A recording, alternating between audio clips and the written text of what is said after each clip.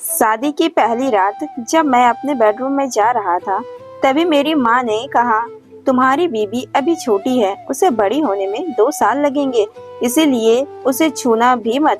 तुझे मेरी कसम है।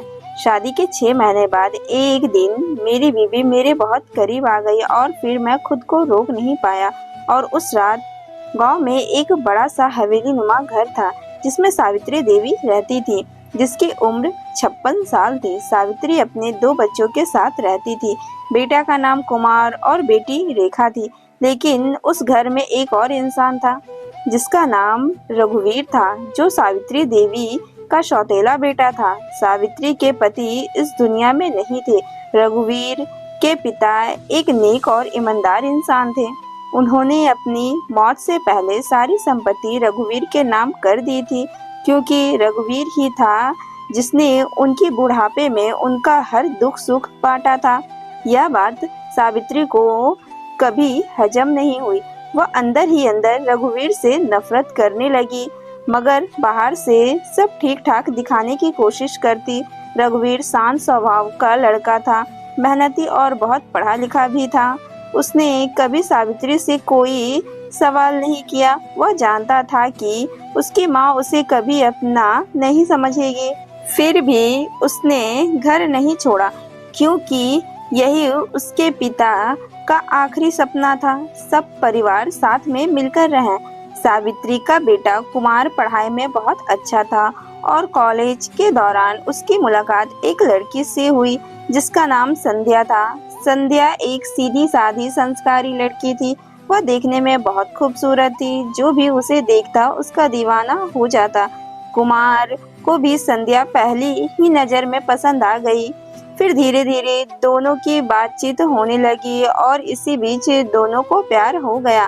कुमार ने यह बात अपनी माँ सावित्री को बताई और कहा, माँ, मैं बस 1 साल के लिए लंदन जा रहा हूँ, पढ़ाई पूरी करने। लौटते ही मैं संध्या से शादी करूँगा। सावित्री ने कहा, ठीक है बेटा, मैं तुम्हारे लौटने तक इंतजार करूँगी। फिर कुमार चला गया, लेकिन नियति को तो कुछ और ही मंजूर था। कुछ ही महीनों में संध्या की माँ की मौत हो गई। घर में भाभी ने संध्या को ताना मारना शुरू कर दिया। उसकी भाभी ने तो सीधे सीधे धमकी दी, या तो शादी कर ले वरना हम तुझे इस घर से निकाल देंगे। डरी सहमी संध्या ने अपने हालात किसी को नहीं बताया। इधर सावित्री को जैसे ही खबर लगी, उसने तुरंत एक चाल चली। उसने रघुवीर से कहा, तू अब बड़ा हो गया है, एक लड़की है जो बहुत मुसीबत में है, मैं उसे घर की बहू बनाना चाहती हूँ। तुझे बस उससे शादी करनी है, कुछ सवाल नहीं पूछना। रघुवीर ने कभी भी सावित्री देवी की किसी बात का विरोध नहीं किया, तो आज कैसे करता। उसने सिर झुका दिया। शादी की रात संध्या को बताया गया कि उसका पति कुमार नहीं रघुवीर है। संध्या का चेहरा यह सुनकर पीला पड़ गया। वह डर और गुस्से से भर उठी। उससे सावित्री देवी ने भर भर कर रघुवीर की बुराई की थी। बोली, वह पागल है, जानवर है, औरतों की इज्जत नहीं करता, तेरी जिंदगी बर्बाद हो जाएगी। यह सब सुनकर संध्या बहुत ज्यादा डर गई। संध्या रघुवीर के पास नहीं जाती थी। रघुवीर यह सब समझ रहा था, लेकिन कुछ नहीं कहता। उसने कोशिश की, लेकिन संध्या के डर ने उसे दूर रहने पर मजबूर कर दिया। एक दिन सावित्री ने रघुवीर से साफ कहा, उससे दूर रहना, वह बहुत छोटी है, 2 साल बाद बड़ी होगी, तब उसके पास जाना। रघुवीर ने सिर झुका लिया, लेकिन इंसान आखिर इंसान होता है। संध्या के अंदर भी बदलाव आने लगे। वह रघुवीर की नम्रता, उसकी चुपचाप सेवा और अपनी तरफ उसके आदर को महसूस करने लगी। शादी के 6 महीने बाद एक रात संध्या ने पहली बार रघुवीर की आंखों में देखा और उसे कोई डर नहीं महसूस हुआ। वह रात उनके रिश्ते की पहली सच्ची शुरुआत थी। संध्या के मन में रघुवीर के लिए जो डर उसकी सौतेली सास ने भरा था, अब वह धीरे धीरे खत्म होने लगा था।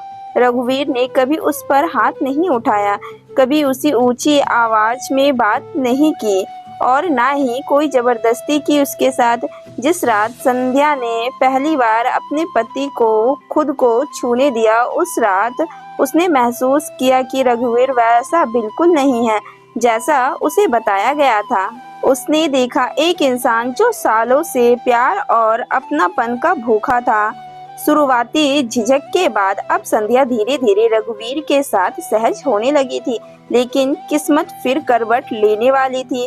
करीब 2 साल बाद एक शाम हवेली के दरवाजे पर एक गाड़ी आकर रुकी। उस गाड़ी से कुमार उतरा। कुमार को देखकर सावित्री की आंखों में आंसू आ गए, लेकिन चेहरे पर मुस्कान थी। कुमार ने कहा, माँ, मैंने पढ़ाई पूरी कर ली है। अब मैं संध्या को दुल्हन बनाकर इस घर में लाऊंगा। मैं वादा निभाने आया हूँ। सावित्री का चेहरा पीला पड़ गया। उसके हाथ से चाय की ट्रे गिर गई। उसने कभी नहीं सोचा था कि कुमार इतनी जल्दी घर लौट आएगा। संध्या, जो अब रघुवीर की पत्नी के रूप में इस घर में थी, उसने दूर से कुमार को देखा। उसे देखकर उसकी सांसें रुक गई। उधर कुमार को जैसे ही पता चला कि संध्या की शादी हो चुकी है, वह चौंक गया। किससे? उसने गुस्से से पूछा। सावित्री ने सिर झुकाकर कहा, रघुवीर से। कुमार के अंदर आग लग गई। माँ, आपने मेरे साथ ऐसा कैसे कर दिया? आपने मेरी संध्या को मेरे सौतेले भाई के साथ क्यों शादी कर दी? सावित्री के पास कोई जवाब नहीं था। वह बस रोने लगी। लेकिन अब बात सिर्फ भावनाओं की नहीं थी, अब बात सच्चाई की थी। संध्या और रघुवीर दोनों को सामने बुलाया गया। कुमार ने संध्या से आंखों में आंखें डालकर पूछा, क्या तुमने रघुवीर को पति स्वीकार कर लिया है? संध्या के होंठ थरथर कांपने लगे। उसके हाथ रघुवीर की तरफ बढ़ाया और उसने कहा, हाँ, मैंने रघुवीर को पूरे दिल से अपना पति मान लिया है। यह सुनते ही कुमार का दिल टूट गया। वह चुपचाप पलटा और बिना कुछ कहे घर छोड़कर चला गया। अब सावित्री देवी पूरी तरह अकेली हो गई थी। उसने बेटी को खो दिया और बहू को कभी अपनाया नहीं था। रघुवीर अब भी वहीं था, शांत स्थिर, लेकिन पहली बार उसकी आंखों में आंसू थे। संध्या ने उसका हाथ थामा और कहा, आपने मुझे कभी मजबूर नहीं किया, आपने मुझे अपनाया। अब मैं आपको कभी छोड़ नहीं सकती। सावित्री ने पहली बार दोनों से माफी मांगी। उसे एहसास हो चुका था कि खून से नहीं, व्यवहार से रिश्ते बनते हैं। सावित्री देवी को जब एहसास हुआ कि उसकी नफरत ने उसे उसके सगे बेटे से भी दूर कर दिया है, तब उसका दिल रो पड़ा।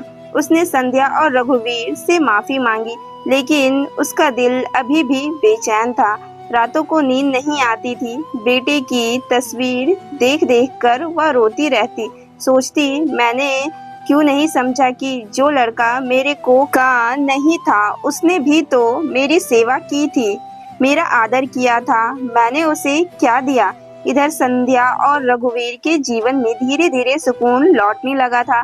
संध्या पूरी तरह से रघुवीर के साथ जुड़ गई थी। वह उसे सिर्फ पति ही नहीं, एक साथी, एक संरक्षण और एक दोस्त की तरह देखती थी। एक दिन रघुवीर ने संध्या से कहा, अगर तुम्हारे मन में कभी भी मेरे लिए एक पल की भी घुटन हो तो खुलकर कहना, मैं तुम्हें रोकूंगा नहीं। संध्या मुस्कुराई और बोली, अब जो रिश्ता दिल से जुड़ गया है उसे कोई तोड़ नहीं सकता, यहाँ तक कि मैं भी नहीं। सावित्री धीरे धीरे खुद को बदलने लगी। उसने रघुवीर को जब पहली बार बेटा कहकर पुकारा, यह सुनकर रघुवीर की आंखों से आंसू बह निकले। यह वह शब्द थे जिसका वह वर्षों से इंतजार कर रहा था। 6 महीने बाद एक दिन खबर आई, कुमार की शादी हो रही है। सावित्री को विश्वास नहीं हुआ। उसने खुद कुमार को फोन किया और बोली, बेटा, नाराज हो तो ठीक है, पर शादी में माँ को बुलाएगा ना? कुमार कुछ देर चुप रहा और फिर कहा, माँ, अब आप माँ बन चुकी हैं क्योंकि आपने रघुवीर भाई को अपना लिया। मैं आशीर्वाद लेने जरूर आऊँगा। शादी के दिन कुमार खुद आया, सावित्री के पैर छुए और संध्या को दुल्हन की तरह गले लगाया। भाभी, कुमार ने पहली बार संध्या को कहा। सारा घर भावनाओं में डूब गया। अब सावित्री देवी के पास 4 बच्चे थे, एक सगा बेटी बेटा, एक सौतेला और एक बेटी जो बहू बनकर आई थी। कभी कभी सच्चे रिश्ते खून से नहीं, दिल से बनते हैं। जो साथ निभाए, जो सम्मान दे, वही अपना होता है। छोटा सा सच यही है, अपनापन, प्यार और माफी, इनसे ही जीवन चलता है। तो दोस्तों यह थी आज की कहानी। आपको यह कहानी कैसी लगी हमें कमेंट कर जरूर बताएं। कहानी पसंद आई हो तो लाइक करें, शेयर करें और ऐसी ही इंटरेस्टिंग कहानी सुनने के लिए हमारे चैनल मिस पूजा स्टोरी को जरूर से सब्सक्राइब करें। धन्यवाद। तो मिलते हैं नेक्स्ट कहानी में।